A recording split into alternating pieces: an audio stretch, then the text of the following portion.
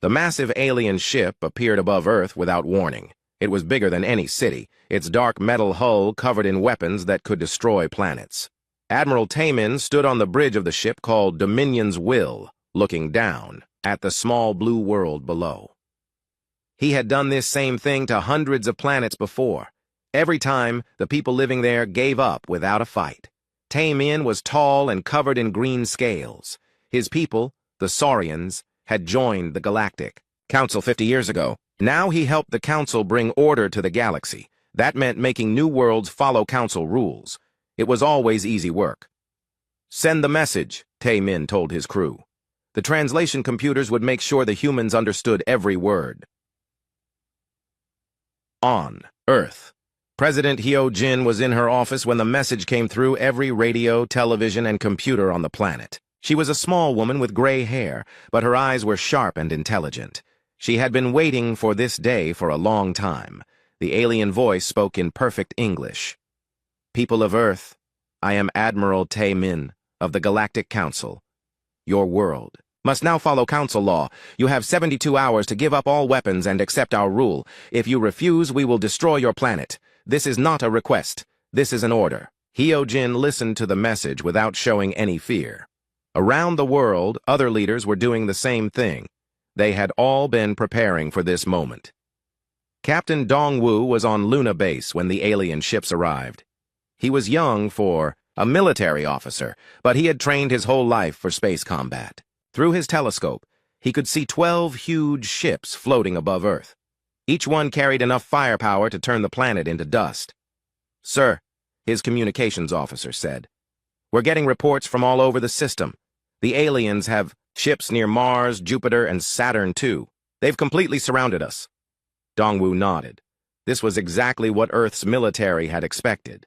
"Send word to all hidden bases. Tell them to stay quiet and wait for orders." Dr. Yuna was in her laboratory when the message played. She was one of Earth's top scientists, specializing in alien biology.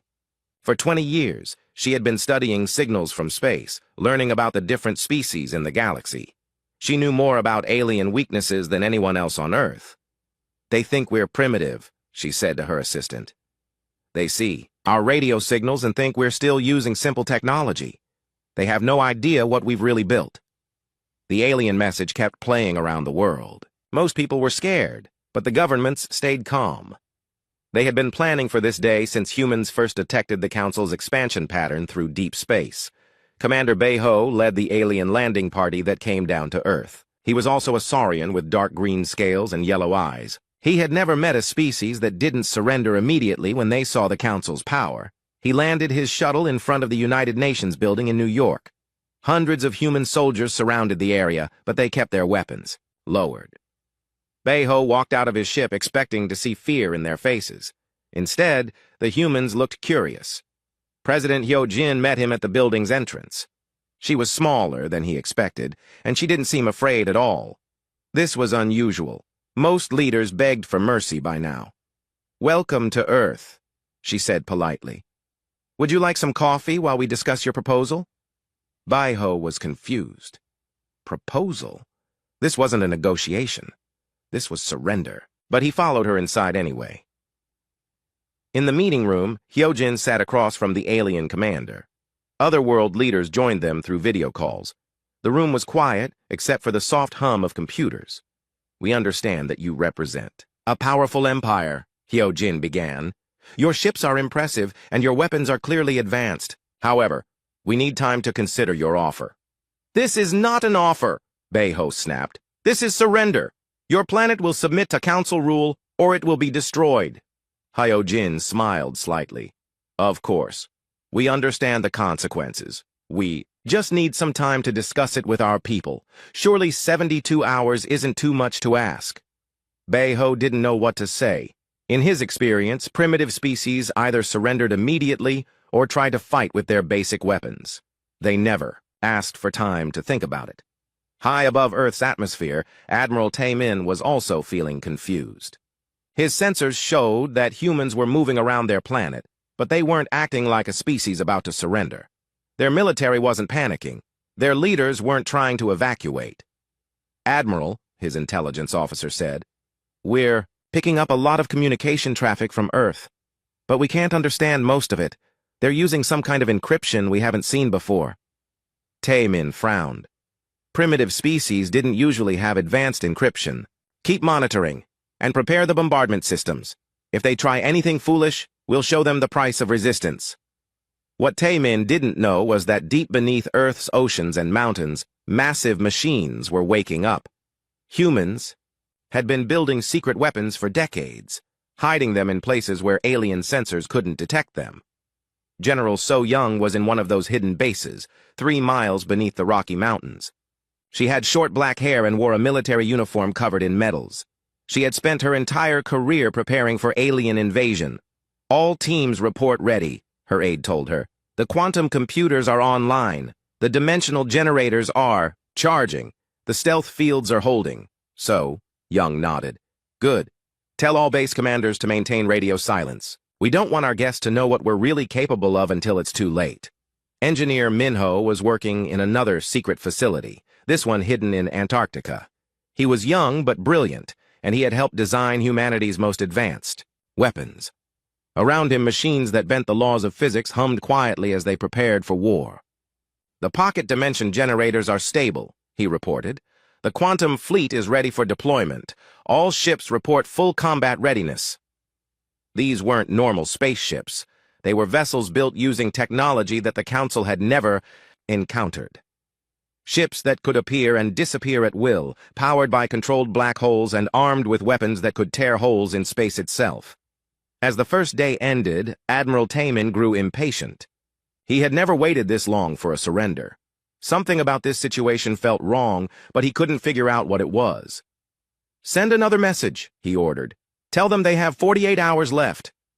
But down on Earth, President Hyo-jin was not worried about the deadline. She was looking at reports from all over the solar system. Hidden human bases were coming online. Secret weapons were powering up. The trap was almost ready. How long since we detected their expansion pattern? She asked her military advisor. 37 years, Madam President. We've been preparing ever since. Hyo-jin smiled. The Council thought they were dealing with a primitive species that had just discovered space travel. They had no idea that humans had been watching them for decades, learning their tactics, studying their weaknesses, and preparing for this exact moment. The aliens had given Earth 72 hours to surrender. They thought that was generous. They thought it would give the humans time to accept their fate. They were wrong. The 72 hours weren't for surrender. They were for Earth to finish preparing for war. The second day began with Admiral Tae-min feeling more confident. His computers had been listening to human communications all night, and they seemed to show exactly what he expected. The humans were panicking, their governments were arguing, and their military was running around in confusion. Sir, we've decoded more of their transmissions, Intelligence Officer Kyung-soo reported. She was a young officer from a species that looked like blue-skinned humans. Her job was to understand enemy communications. They're definitely scared. Their leaders are fighting about what to do. Tae-min nodded with satisfaction. This was normal. Fear always came first, then surrender. Keep monitoring. I want to know the moment they decide to give up. But Kyung-soo was starting to notice something strange. The more she studied the human signals, the more organized they seemed. The panic was happening at exactly the right times. The arguments followed, patterns that seemed planned. She had analyzed hundreds of species before, and this didn't feel like real chaos. On Earth, General So-young was deep underground in her command center. She watched as reports came in from secret bases all over the planet. To alien sensors, it looked like human military units were running around in panic. In reality, every movement was part of a carefully planned dance. Phase 2 is complete, her communications officer reported. All stealth units are in position. The enemy still doesn't detect any of our hidden facilities. So-young smiled. Humans had learned long ago that the best way to win a war was to let your enemy think they were winning until it was too late to change course. Engineer Minho was in his Antarctic base, working on humanity's greatest secret. Around him, massive machines were building something that shouldn't have been possible. The quantum fleet was taking shape in pocket dimensions, spaces that existed between normal reality. Dimensional stability is holding at 99.7%, his assistant reported. We can maintain this for another 60 hours without any problems. Minho checked his instruments. Each ship in the Quantum Fleet was the size of a city, but they existed in spaces that were smaller than atoms. When the time came, they would fold back into normal space with enough firepower to level entire star systems. Dr. Yu Na was in her laboratory, putting the finishing touches on her special project. For 20 years, she had been studying alien biology, using genetic samples collected from crashed ships and intercepted transmissions. She knew exactly how each council species worked, right down to their DNA. The biological agents are ready, she told her team. Each one is designed for a specific alien species. They won't kill them, but they'll make them very sick and unable to fight. Her assistant looked worried. Are you sure this is right? Using biological weapons seems... These aren't weapons, Yuna interrupted. They're medicine. Each agent will make the aliens sick for a few days, then cure diseases they've had for years. We're not trying to hurt them. We're trying to show them that we could hurt them if we wanted to, but we choose not to. Captain Dongwu was still on Luna Base, watching the alien ships through his telescopes. He had been a military officer for 10 years, but he had never seen enemy ships this powerful. Each one could destroy Earth's moon with a single shot. But Dongwu wasn't worried. He had been trained by the best military minds in human history, and they had been preparing for this battle for decades. Earth's real defenses weren't the ships the aliens could see. They were the ones hidden in the shadows. Sir, his communications officer said, we're getting a coded message from Earth Command. All stealth units report ready. The trap is set. Dongwu nodded. Send confirmation. Tell them Luna Base is ready for Phase 3. High above Earth, Admiral Taemin was starting to feel uneasy. His experience told him that humans should have surrendered by now. Most species gave up after seeing the Council fleet. The few that tried to fight were defeated within hours. Admiral, Kyung-Soo said, I'm getting some unusual readings from Earth. Their energy output has increased by 300% since yesterday, but I can't figure out where it's coming from. Taemin frowned. Are they powering weapons? I don't think so, sir. The energy signatures don't match any weapons we know. It's almost like they're powering something we can't see. What the aliens couldn't see were the massive shield generators hidden all over Earth. Machines buried so deep that they were invisible to orbital sensors, powered by fusion reactors that had been running in secret for 30 years. Commander Beiho was still on Earth, staying in a luxury hotel while he waited for the humans to surrender. He had expected to be back on his ship by now, but the humans kept asking for more time to consider their options. He was starting to find the humans very strange. They treated him politely, gave him excellent food, and even provided entertainment. But they didn't seem afraid of him at all. When he tried to intimidate them by describing council weapons, they just nodded politely and asked technical questions. Commander, his aide said, the humans have invited you to tour one of their military bases. They say they want to show you their defensive capabilities, so you can report back to the Admiral. Beiho was suspicious, but also curious. No species had ever offered to show him their military secrets before. Very well, but keep our shuttle ready for immediate departure. The tour was unlike anything Beiho had ever experienced. The humans showed him weapons that seemed advanced, but not threatening. Missiles that could reach orbit, laser systems that could shoot down aircraft, computer networks that coordinated global defense. It was impressive for a primitive species, but nothing that could challenge the Council fleet. Beiho began to relax. The humans were just trying to look strong before they surrendered. What he didn't know was that everything he saw was fake. The real human military was hidden so deep that alien sensors couldn't detect it. The weapons he was shown were 40 years old, kept around just to fool visitors like him. Admiral Ji-hoon was in the real military command center, buried 15 miles beneath the Pacific Ocean. He was humanity's greatest military strategist, a man who had studied every war in human history and learned from them all. Phase 3 begins in 6 hours, he told his staff.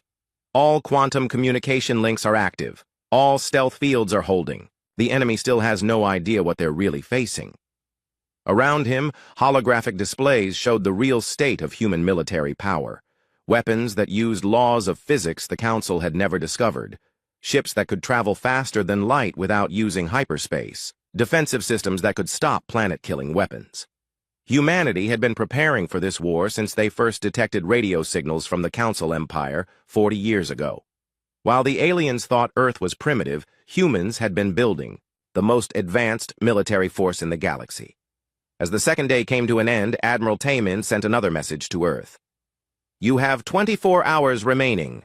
Surrender now, or face destruction." President Hyo-jin received the message in her office. She looked out the window at the sky, where alien ships hung like dark clouds. Then she turned to her military advisor. "Send word to all commands," she said calmly. "Tomorrow we show them what humanity is really capable of." The advisor smiled. "Yes, Madam President. Should I activate the final phase?" "Not yet. Let's see if they're smart enough to leave peacefully first. But if they want a demonstration of human strength..."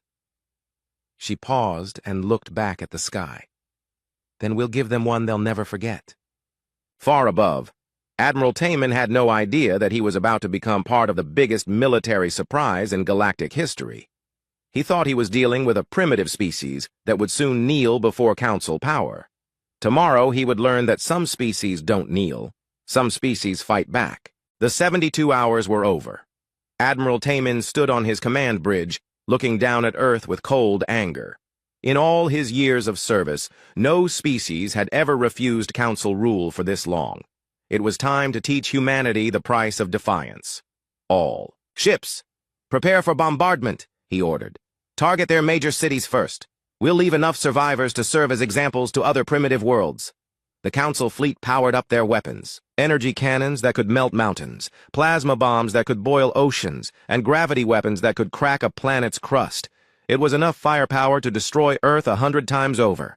President Hyo-jin sat in her office, watching the alien ships through her window. She looked calm, but her finger was hovering over a red button on her desk. Around the world, other leaders were doing the same thing. "Madam President," her military advisor said, "alien weapons are charging. They'll fire in 60 seconds. Hyo-jin nodded. "Send the message to all commands. Tell them it's time." All over Earth, hidden machines came to life. Deep beneath the oceans, massive generators began converting seawater into pure energy. Underground facilities that had been disguised as earthquake monitoring stations revealed their true purpose as orbital defense platforms. Admiral Taemin gave the order. "Fire." The Council fleet unleashed hell. Beams of pure energy screamed toward Earth, carrying enough power to turn the planet's surface into molten glass. Every alien on the fleet expected to see a world die. Instead, something impossible happened. The energy beams struck Earth's atmosphere and simply stopped. Massive shields appeared around the planet, glowing blue barriers that absorbed the alien attack like it was nothing more than sunlight. The weapons that had destroyed hundreds of worlds couldn't even scratch Earth's surface. "Impossible!" Taemin shouted. "No primitive species has shields that powerful." Captain Dong-woo watched from Luna Base as Earth's defenses held against the alien bombardment. He had helped design those shields, but seeing them work still amazed him. Humanity had spent 40 years building them, using technology that the Council didn't even know existed. "Sir," his communications officer reported, "Earth Command is asking if we should reveal the lunar defense platforms." Dong-woo smiled. "Not yet. Let's see how they react to the first surprise before we show them the second one." Commander Bae-ho was on the surface of Earth when the bombardment began. He expected to die along with the humans, but instead he watched, in shock, as the alien weapons were completely blocked by Earth's shields. The human soldiers around him didn't seem surprised at all. They just checked their equipment and waited for orders. One of them, a young woman named Su-jin, even offered him a bottle of water. "Don't worry," she said kindly. "You're safe here. Our shields can stop anything your ships can throw at us." Bae-ho stared at her. "How? Your species is primitive. You shouldn't have technology like this." Su-jin laughed. "Primitive? We've been traveling between stars for 60 years. We've been watching your empire expand across the galaxy for 40 years. We know more about Council technology than most Council species do." Dr. Yuna was in her laboratory, watching the bombardment on her computer screens. As the alien weapons struck Earth's shields, her computers analyzed every energy signature, every beam frequency, every weapon type. Perfect, she said to her assistant. Now we know exactly how their weapons work. Upload the countermeasures to all our ships. Her assistant looked confused. Ships? What ships? Yuna smiled. You'll see. In about 30 seconds. High above Earth, Admiral Taemin ordered his fleet to increase power. All ships! Maximum bombardment! We'll break through their shields if we have to use every weapon we have! The alien fleet poured more energy into their attack. The space around Earth lit up like a star as dozens of ships fired their most powerful weapons. But Earth's shields held firm, converting the alien energy into power for humanity's own systems. Then something happened that changed everything. The darkness around Earth's moon began to move. What Admiral Taemin had thought was empty space suddenly filled with ships. Human ships that had been invisible until this moment, protected by stealth technology that made them completely undetectable. Captain Dong-Wu stood on the bridge of his flagship, the EAS Defiance. Around him, 200 human ships decloaked at the same time, their hulls gleaming with weapons that had never been seen before. All ships, he broadcast on an open channel that the aliens could hear. This is Captain Dong-Wu of the Earth Defense Force. You have attacked our home. You have threatened our people. That was a mistake. The human ships moved like nothing the Council had ever encountered. They were fast, agile, and deadly.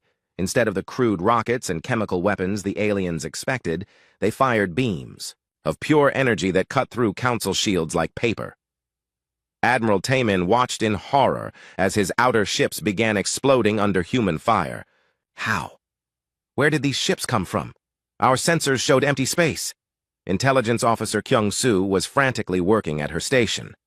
Sir, I'm detecting massive energy signatures throughout the solar system. There are human ships everywhere. Near Mars, Jupiter, Saturn, even hiding behind asteroids. What she was seeing was the result of 40 years of secret construction. Humans had built shipyards in the darkness between planets, using materials mined from asteroids and powered by fusion reactors that produced no detectable emissions. Engineer Minho activated the quantum fleet from his base in Antarctica. All around the solar system, space began to fold and twist as ships larger than cities emerged from pocket dimensions. These weren't normal spacecraft. They were weapons platforms that used controlled black holes for power and could fire weapons that bent reality itself. Each one was more powerful than an entire Council fleet. General So-Young coordinated the human response from her underground command center. Phase 4 is now active, she announced. All hidden bases, deploy your platforms. Show them what Earth really is. Across the planet, mountains opened up to reveal missile silos that reached into space. Ocean floors split apart as submarine bases launched fighters that could operate in both water and vacuum. Even Earth's Arctic ice cracked open to expose weapons that had been hidden beneath frozen wasteland for decades. Dr. Yuna activated her special project. Biological agents designed specifically for each Council species began spreading through the alien fleet. The aliens suddenly found their ship systems failing as microscopic organisms ate through their life support equipment. Don't panic, she broadcast on Council frequencies. You're not going to die. These organisms will make you sick for a few hours. Then they'll start curing genetic diseases your species has suffered from for centuries. This is our gift to you. Commander Beho received reports from the Council fleet that their crews were falling ill. But the reports were strange. The aliens weren't dying. They were getting sick, then getting better than they had ever been before. Diseases that had plagued his people for generations were simply disappearing. What are you doing to us? He demanded of the human soldier Sujin. We're healing you, she replied simply. We could have made biological weapons that would kill your entire species in minutes. Instead, we chose to cure your diseases. That's the difference between your empire and ours. Admiral Ji-hoon's main fleet finally revealed itself from the dark side of Mercury. His ships were works of art, sleek vessels that moved like living creatures through space. They surrounded the Council fleet in perfect formation, weapons pointed, but not firing. Council fleet, Ji-hoon broadcast, you are completely surrounded. Your weapons cannot penetrate our shields. Your ships cannot escape our stealth fields. Your crews are being healed by our medical technology. You have two choices. Surrender and be treated with respect, or continue fighting and be destroyed. Admiral Taemin looked around his bridge. Half his crew was sick but recovering, reporting that they felt better than they had in years. His weapons were useless against human shields. His ships were outnumbered 10-1 by vessels that were clearly superior to anything the Council had built. For the first time in Council history, a enforcement fleet was completely defeated. "This is impossible," he whispered. "We are the masters of the galaxy. We have conquered thousands of worlds." President Hyojin's voice came through on his communication system. "Admiral Tae-min, this is President Hyojin of Earth. Your ships are surrounded and your weapons are useless. But we are not monsters like your council. Surrender now and your crews will be treated with dignity and respect. Continue fighting, and we will show you why Earth never kneels." Tae-min stared at the blue planet below him. Somehow, the humans had turned his moment of triumph into his greatest defeat. And they had done it without killing a single council soldier. What kind of species had such power but chose to show mercy? Admiral Tae-min stared at the display screens showing his fleet's situation. Half his ships were disabled, his crews were recovering from the human biological agents, and he was completely surrounded by vessels that seemed to break every law of physics he knew. But he was still a council admiral. Surrender was not in his vocabulary. "Open emergency communication channels," he ordered his bridge crew. "Send a priority message to Council Central Command. Tell them we need immediate reinforcements." Intelligence Officer Kyung-soo tried to establish contact with the Council homeworlds. She worked frantically at her station, but every attempt failed. "Sir, all quantum communication channels are being blocked. I can't reach anyone outside this solar system." What she didn't know was that engineer Min-ho had spent years developing quantum jammers specifically designed to cut off Council fleets from their support networks. The moment the alien ships had arrived, they had been isolated from the rest of their empire. Captain Dong-woo coordinated the first phase of the human counterattack. His orders were specific. Disable enemy ships, but don't destroy them unless absolutely necessary. Capture as many Council vessels as possible. Beta Squadron, target the enemy support ships, he commanded. Use ion cannons to disable their engines and life support. Gamma Squadron, deploy boarding parties. The human attack was surgical and precise. Instead of trying to destroy the Council ships, they systematically shut down their systems and boarded them. Each captured vessel provided more information about Council technology and tactics. Commander Bae-ho watched from Earth's surface as human soldiers prepared boarding shuttles. The soldier Su-jin was among them, checking her equipment with professional calm. "You're going to board our ships?" he asked in amazement. "Of course," Su-jin replied. "We need to make sure your crews are getting proper medical treatment. Our biological agents are designed to be helpful, but we want to monitor their effects." Bae-ho couldn't understand this. In his experience, victorious armies killed their enemies or enslaved them. They didn't provide medical care and worry about their comfort. Dr. Yuna monitored the biological agents from her laboratory. Reports were coming in from the human boarding parties that the aliens were recovering faster than expected. Not only were they getting over their initial sickness, but chronic diseases were disappearing. "Commander Jae-hoon is reporting from the Saurian Dreadnought," her assistant said. "The alien crew members are experiencing complete genetic repair. Birth defects are correcting themselves, and their lifespans appear to be increasing." Yuna smiled. This had been her real goal. She could have created diseases that would wipe out entire species, but instead she had chosen to heal them. It was humanity's way of showing that they were different from the Council. Engineer Min-ho activated the next phase of humanity's secret weapons. The conversion protocol began working on captured Council ships, analyzing their technology and improving it with human innovations. "Ship 7 has been successfully converted," he reported to General So-young. "Their weapons are now 400% more effective, and their shields are completely immune to Council energy weapons. The crew is reporting that their ship systems are running better than they have in decades."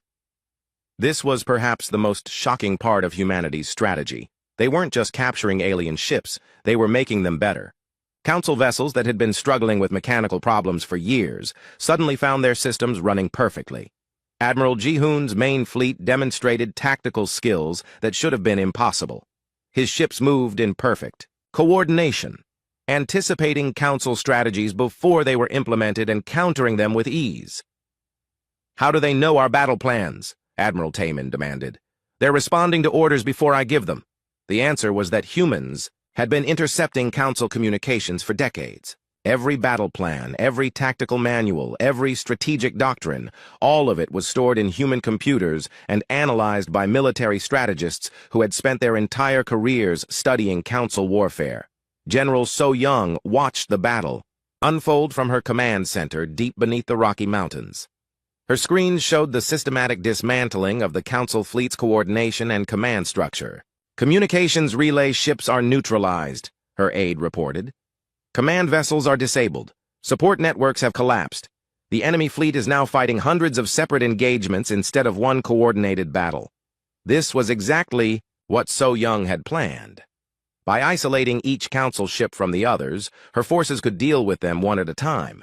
The aliens found themselves confused and disorganized, while human ships worked together with perfect efficiency. The first Council ship to surrender was a support vessel carrying medical supplies. Its captain, a blue-skinned alien named Wu Hyun, made the decision after his crew reported that the human biological agents had cured a plague that had been killing his people for generations. "Human fleet," he broadcast. "This is Captain Wu Hyun of the Council medical ship Hope's Light. We surrender. We request permission to speak with your doctors about the treatment you have given us." Captain Dong Wu responded personally. "Captain Wu Hyun, your surrender is accepted. Medical teams are being dispatched to your ship to ensure your crew's health and safety. You will be treated with honor and respect." This was another shock to the Council forces. Surrender was usually followed by imprisonment or execution. The humans were offering medical care and promising honorable treatment. More Council ships began surrendering as their crews realized that the humans weren't interested in conquest or revenge. They genuinely seemed to want to help the aliens, even after being attacked. Dr. Yuna received permission to board one of the surrendered vessels. She wanted to personally monitor the effects of her biological agents and ensure that they were working properly. The alien crew she met were amazed by their condition. Many of them reported feeling healthier than they had in years. Genetic disorders that had plagued their families for generations had simply vanished. "Why did you help us?" asked the ship's doctor, a reptilian alien with green scales. "We came here to conquer your world. We threatened to destroy your people. Why did you choose to heal us instead of killing us?" Yuna thought about the question carefully. "Because that's who we are. Humans believe that strength comes from helping others, not from hurting them. We could have destroyed your entire species, but we chose to cure your diseases instead. That's the difference between your empire and our civilization." Commander Beiho was brought aboard a human ship to witness the treatment of captured Council soldiers. He expected to see prisoners in chains, but instead found aliens receiving medical care and being treated with courtesy. A human medical officer named Dr. Kyung Ho was treating a Saurian soldier who had been injured when his ship was disabled. The alien was receiving the same quality of care that humans would give to their own wounded. "This makes no sense," Beiho said to Dr. Kyung Ho. "We are your enemies. Why are you helping us?" "Because you're hurt," the doctor replied simply. "I took an oath to heal the sick and injured, regardless of who they are. Your political leaders may be our enemies, but you're just soldiers following orders. You deserve medical care and basic dignity." Engineer Minho's conversion program was yielding incredible results. Council ships that had been operating at 60% efficiency for years were suddenly running at 150% capacity. Weapons that had been unreliable were now perfectly calibrated. Life support systems that had been struggling to maintain basic conditions were now providing luxury-level comfort. The aliens are reporting that their ships have never run this well, his assistant told him. Some of them are asking if they can defect to Earth just to keep the improvements. This was humanity's masterstroke. They weren't just defeating the Council fleet. They were demonstrating that human technology could make Council technology better. They were proving that cooperation was more beneficial than conquest. Admiral Tae Min watched as ship after ship in his fleet either surrendered or was captured. His mighty enforcement fleet, which had conquered hundreds of worlds, was being systematically dismantled by a species the Council had considered primitive. But the most shocking part wasn't the defeat, it was the mercy. Humans could have destroyed every ship in his fleet, but instead they were healing his crews and improving their technology. They were demonstrating a kind of power that the Council had never encountered before. Admiral Kyung-soo reported, "We're receiving a transmission from the human command ship. They're requesting a personal meeting with you." Tae-min looked around his bridge. He had no weapons that could hurt the humans, no way to contact reinforcements, and no hope of victory. But he was still curious about this strange species that chose healing over destruction. "Tell them I'll listen to what they have to say," he replied. The message that came back surprised him. "Admiral Tae-min, this is Admiral Ji-hoon of the Earth Defense Force. I respect your courage and your dedication to your people. Would you do me the honor of joining me for dinner? I believe we have much to discuss about the future of both our civilizations." Admiral Tae-min stepped aboard the human flagship with a feeling he had never experienced before in his military career: uncertainty. The ship's corridors were clean and well lit, but what struck him most was how the human crew treated him. They were respectful, but not fearful, professional, but not hostile. Admiral Ji-hoon met him in what appeared to be a formal dining room. The human was shorter than Tae-min, but carried himself with the confidence of someone who had never lost a battle. On the table between them was food from both Earth and several council worlds. "Admiral Tae-min," Ji-hoon said, standing to greet his guest. "Thank you for accepting my invitation. Please sit. I believe we have much to discuss." Tae-min sat cautiously. "You could have destroyed my fleet completely. Why didn't you?" Ji-hoon poured tea for both of them. "Because destroying your fleet wouldn't accomplish our goals. We don't want to rule the galaxy through fear, Admiral. We want to change it through example." Before Tae-min could respond, alarms began sounding on both ships. A new voice crackled over the communication systems. It was coming from the edge of the solar system. "This is Council Supreme Admiral Dong-hyun, aboard the dreadnought Eternal Dominion," the voice announced. "Admiral Tae-min, report your status, immediately. We are prepared to assist with planetary bombardment." Admiral Ji-hoon calmly activated his ship's communications. "Supreme Admiral Dong-hyun, this is Admiral Ji-hoon of Earth. Admiral Tae-min is currently my guest. Before you take any aggressive action, I suggest you observe the current situation." On the view screen, the Council's relief fleet dropped out of hyperspace. 50 ships, each larger than anything in Tae-min's original force, armed with the most powerful weapons the Council possessed. At their head was the Eternal Dominion, a ship capable of destroying entire star systems. Supreme Admiral Dong-hyun was the Council's most feared military commander. His reputation for ruthless efficiency was known throughout the galaxy. He had personally overseen the destruction of 3 species that had refused to submit to Council rule. "Admiral Tae-min," Dong-hyun's voice continued, "your fleet appears to be compromised. We are prepared to finish your mission and sterilize this system completely." President Hyo-jin watched the new arrivals from her office on Earth. She had been expecting this. The Council always sent reinforcements when their initial fleets encountered problems. She activated her communication system. "Supreme Admiral Dong-hyun, this is President Hyo-jin of Earth. Your fellow admiral is currently dining with our military commander and discussing the future of Council-Earth relations. Your people are being treated with dignity and respect. However, if you attack our system, the situation will change dramatically." Dong-hyun's response was immediate and cold. "Primitive creature, you will release Admiral Tae-min immediately and surrender your planet to Council authority. You have 10 minutes to comply, or we will demonstrate why the Council rules the galaxy." Dr. Yu-na was monitoring the conversation from her laboratory. She had been preparing for this moment, a second Council fleet arriving with even more advanced weapons and stronger shields. Her computers were already analyzing their ships, looking for weaknesses. "Interesting," she said to her assistant. "Their ships are using biological components in their shield generators, living tissue that adapts to different weapons. Very clever, but it gives us opportunities." Engineer Minho received new orders from General So-young. The arrival of reinforcements meant it was time to reveal humanity's ultimate deterrent. He activated systems that had been hidden even from Earth's own military until this moment. "Activating the Starfire network," he announced. "All deep space platforms report ready. Quantum torpedoes are armed and targeting enemy homeworlds." What Admiral Dong-hyun didn't know was that humanity's preparation for this war had extended far beyond Earth's solar system. For 30 years, human ships had been placing weapons throughout Council space, hidden near every major population center. Captain Dongwu prepared his stealth fleet for the most dangerous mission in human history. His ships would have to get close to the Council reinforcements without being detected, then strike before the aliens could react. "All ships, prepare for quantum jump," he commanded.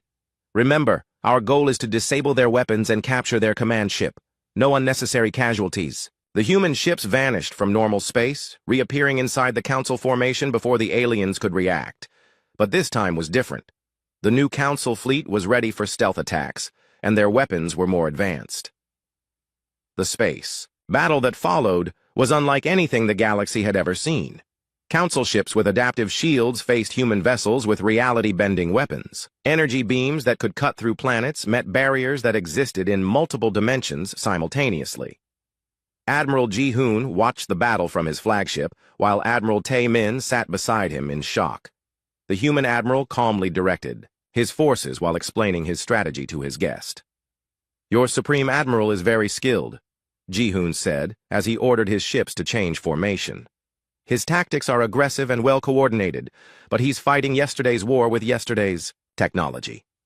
Taemin watched as human ships moved in ways that seemed to violate physics. They appeared and disappeared at will, fired weapons that bent space itself, and coordinated their attacks with perfect precision. "How is this possible?" he whispered. "Your species has only been in space for a few decades." "That's what your council believes," Ji-hoon replied. "The truth is more complicated. We've been studying your empire for 40 years, Admiral. We know your technology better than you do." Dr. Yuna deployed her ultimate biological weapon against the new council fleet. But instead of making them sick, this agent did something far more shocking. It began repairing their genetic damage and enhancing their natural abilities. Supreme Admiral Dong Hyun's crew began reporting impossible improvements in their health and performance. Genetic disorders that had limited their species for millennia were disappearing. Mental capacity was increasing. Physical strength was improving. "What are the humans doing to us?" Dong Hyun demanded. Commander Beho, still on Earth's surface, answered through the communication link. "They're making us better. They could destroy us completely, but instead they're healing us and improving us. I've never seen anything like it." The tide of battle turned when Engineer Minho activated the Starfire network. All across Council space, hidden human weapons powered up near major alien worlds, not to attack them, but to protect them from the energy backlash that would result if the battle continued. President Hyo-jin sent a message that reached every ship in both fleets, as well as every Council world simultaneously. "Citizens of the Council Empire," her voice echoed across the galaxy. "Your leaders told you that primitive species must kneel before your power. Today you see the truth. Earth does not kneel, but neither do we conquer. We offer something your empire has never experienced: partnership between equals." The message included detailed scans of human weapons positioned throughout Council space. Enough firepower to destroy every major alien world, but configured to protect them instead of attacking them. "We could have ended your civilization years ago," Hyo-jin continued. "We chose not to. We could end it today. We choose not to. The question is, will you continue to choose conquest? Or will you choose cooperation?" Supreme Admiral Dong Hyun found himself in an impossible position. His fleet was outmatched by technology he didn't understand. His crews were being improved by biological agents that defied explanation. And most shocking of all, the humans had demonstrated that they could have destroyed the Council Empire at any time but had chosen mercy instead. "This is impossible," he said to his bridge crew. "No species has ever had this kind of power and chosen not to use it."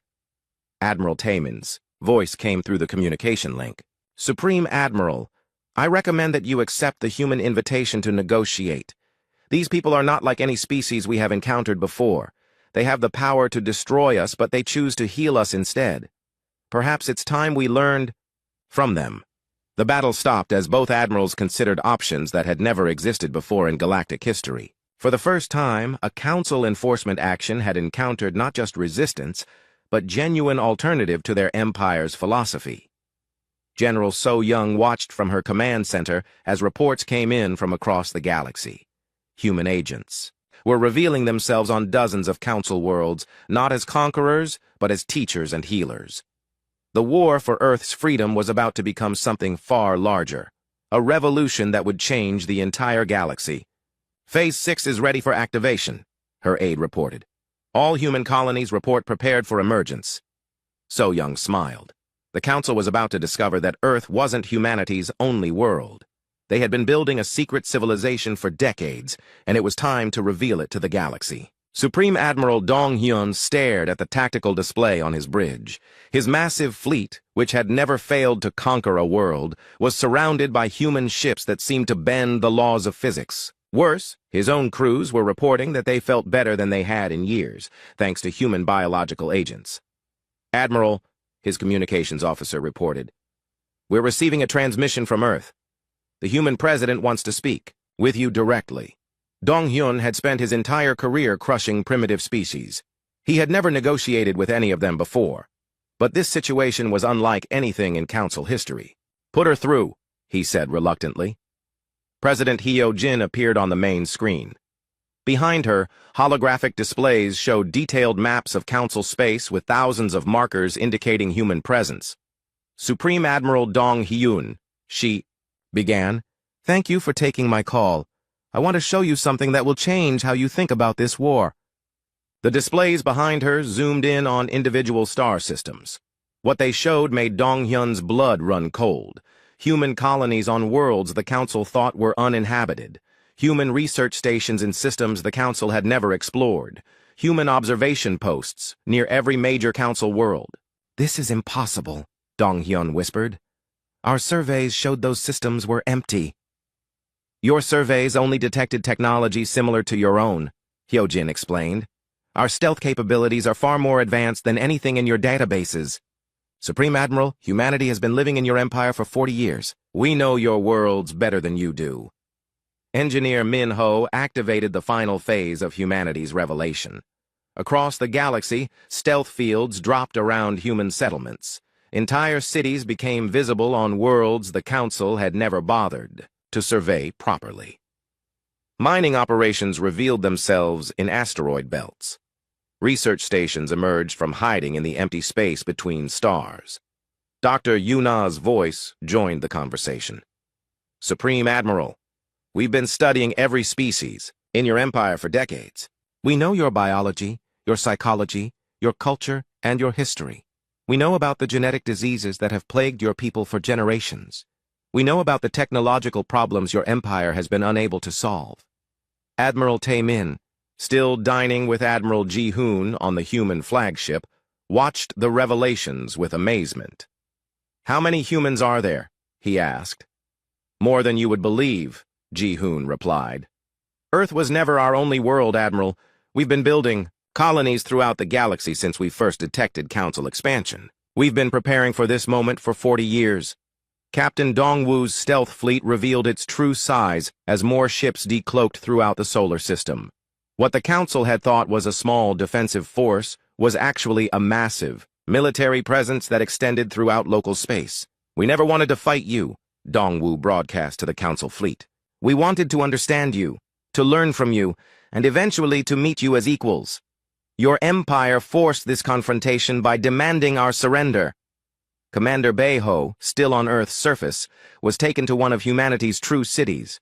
What he saw there changed his understanding of everything he thought he knew about primitive species. The city was a masterpiece of technology and design. Buildings that reached into the clouds, transportation systems that moved people instantly across vast distances, and most impressive of all, citizens from dozens of different species living together in harmony. "These are people from Council worlds," the human soldier Sujin explained, as they walked through the diverse crowds. "They came to us seeking better lives, and we welcomed them. Your empire rules through fear, but our civilization grows through invitation." Bae-ho saw saurians, like himself working alongside humans and aliens he didn't even recognize. They seemed healthy, happy, and free in ways that citizens of the Council Empire never experienced. General So-Young coordinated the emergence of humanity's true civilization. Reports flowed in from across the galaxy as human colonies revealed themselves to local Council authorities. "Colony Sigma-7 reports successful contact with local Council officials," her aide announced. "The regional governor is requesting medical assistance for a plague that's been affecting his population." Colony Delta 12 reports that they've been invited to establish formal diplomatic relations with the local council sector command. Colony Theta 3 reports that local council citizens are requesting asylum in human territory. The pattern was repeating everywhere. As humans revealed themselves, council citizens were discovering that these supposed primitives had solutions to problems the Empire had struggled with for centuries. Dr. Yuna transmitted a comprehensive medical database to every council world simultaneously. Genetic therapies that could cure hereditary diseases, medical technologies that could extend lifespans, and treatments for conditions that council medicine had never been able to address. "This is our gift to your people," she announced. "Not as conquerors, but as neighbors. We could have used this knowledge to create weapons against you, but we chose to create cures for you instead." Supreme Admiral Dong Hyun found himself facing a decision that no council commander had ever confronted. He could continue fighting, but his fleet was clearly outmatched. He could retreat, but that would mean abandoning Admiral Tae Min and admitting defeat. Or he could do something unprecedented. He could listen to what the humans had to say. "What do you want from us?" he finally asked President Hyojin. "Nothing," she replied simply. "We don't want your worlds, your resources, or your submission. We want partnership. We want to share knowledge and technology. We want to explore the galaxy together as equals." Engineer Minho transmitted the specifications for advanced human technology to both council fleets. Fusion reactors that were safer and more efficient than anything the council used. Faster-than-light communication systems that worked without the quantum relays the Empire depended on. Shield generators that could protect entire planets from natural disasters. "This technology is freely given," he announced. "No payment required, no submission demanded. Use it to make your people's lives better." Admiral Ji-hoon stood up from the dining table and walked to the view screen. "Admiral Tae Min, Admiral Dong Hyun, you have a choice to make. You can continue trying to enforce council rule through violence, or you can help us build something better." "What exactly are you proposing?" Tae Min asked. "An alliance," Ji-hoon replied. "Not council domination or human conquest, but genuine cooperation between equal civilizations. Species joining together by choice, not force. Technology shared freely, not hoarded by the powerful. A galaxy where every world has the freedom to choose its own destiny." Dr. Yuna added her voice to the proposal. "Your empire has impressive medical technology, but it's focused on treating symptoms rather than curing diseases. Our approach focuses on prevention and genetic repair. Together, we could eliminate suffering from entire populations." Captain Dongwu offered military cooperation. "Your tactics are excellent, but your technology is limited by your understanding of physics. Our science has discovered principles that could revolutionize space travel and defense. Imagine fleets that could explore distant galaxies or defend against threats you haven't even discovered yet." Commander Beho, speaking from Earth's surface, added his own perspective. "Supreme Admiral, I've seen their cities. I've met their people. They have citizens from dozens of species living together freely and happily. Their technology doesn't just make life easier, it makes life better." The moment of decision arrived when President Hyojin made her final offer. "Supreme Admiral Dong Hyun, Admiral Tae Min, we're offering you and your crews the choice to join us, not as subjects or prisoners, but as partners. Your ships will be upgraded with our technology. Your crews will receive medical treatment that will extend their lives and eliminate genetic disorders. Your people will have access to colonies and opportunities throughout human space. And if we refuse," Dong Hyun asked, "then you're free to leave," Hyojin replied. "We won't stop you. We won't pursue you. We won't seek revenge. But understand that your empire's expansion has ended. Humanity will defend any species that requests our protection, and we have the technology to make that defense absolute."